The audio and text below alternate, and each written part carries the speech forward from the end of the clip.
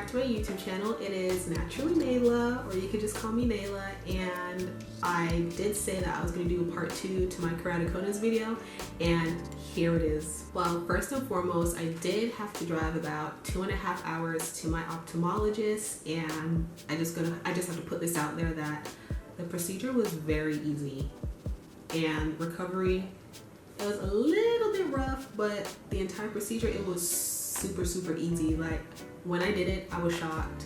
When they told me everything, I was super shocked. I thought it was gonna be super invasive, like be all up in my eyeball, but they weren't. So when I got to the office, number one, they do not play about time. As soon as I got there, they called me, pretty much. They actually called me a week before my appointment and told me 2:15 instead of 2:30. And as soon as the clock hit 2:15, they were ready for me. So that's a 10 out of 10. The staff was really nice, and if you want to know where I went, you could just comment down below, because I don't really think I have to disclose it in the video. But once I got to the office, they had me review some paperwork, and they gave me this free prescription. So I believe that was an anti-inflammatory. And then I went to the office, they took me to the room, they cleaned the area they were gonna work on. They made sure I was comfortable, and they were playing some throwback music, like not elevator music, but throwback music, okay? So I was super comfortable when I went to the ophthalmologist. And then they checked the thickness or thinness of my cornea. So the first time they started that, they were like, "Ooh, girl, we need to get that checked." It's like, do whatever you gotta do, okay? So they checked the thickness of my cornea, they gave me some numbing drops, made sure I was comfortable, they had some music playing, and then that's when we got down and dirty. Okay, maybe not down and dirty because that sounds too gruesome, but we got to business. So my doctor came in, well, my ophthalmologist, you know what I mean, right? Okay, so my ophthalmologist, he came in, he made sure I was okay. Pretty much everyone did the same thing. And he literally took this little brush and wiped it across my eye.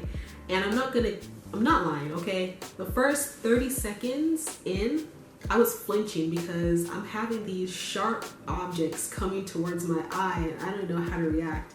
But after those couple seconds passed, I was super calm without medication. That's to show you how gentle and easy this whole thing was.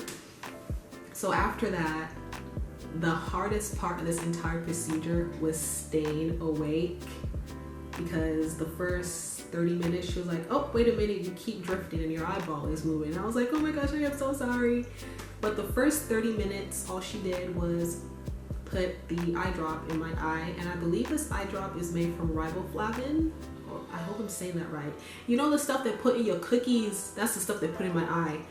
But because I asked so many questions, she said this is pretty much the same thing they use in the food we eat, but this was modified to a medical level. But that was basically it for cross-linking.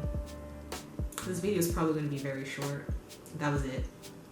Oh, and I forgot, they did give me like a cube on it to put my weave in, so that's another thing. But that was it. Cross-linking, all I did was lay down, have some eye drops in my eye, and look into a light for an hour.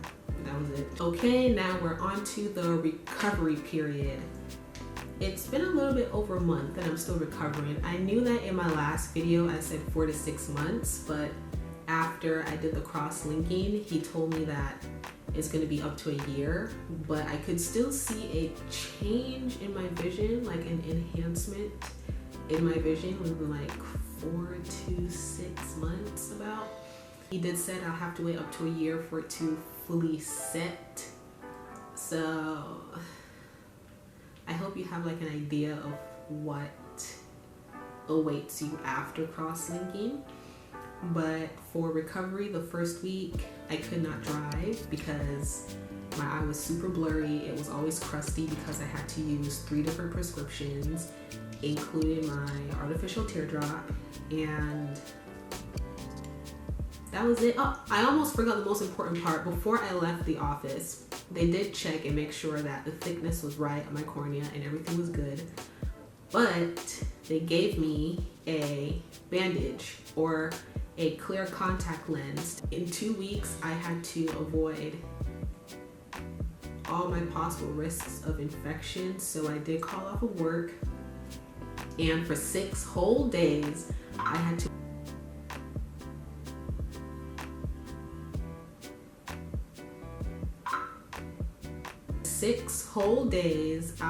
wear this contact lens, and the only maintenance I had to do was make sure the contact lens didn't go dry and it didn't stick to my cornea. Well, I just had to make sure the contact didn't stick to my eye, so I kept it lubricated by using my THAAAANG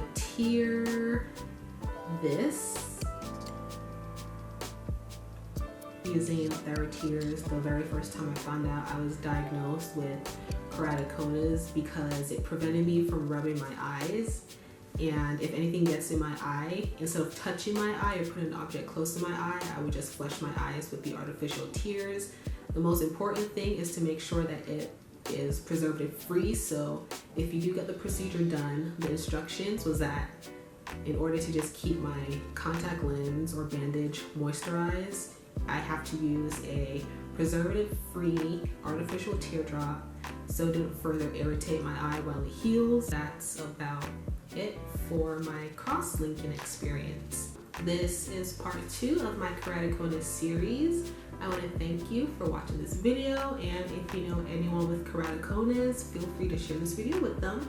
And if you don't, well, welcome to the club.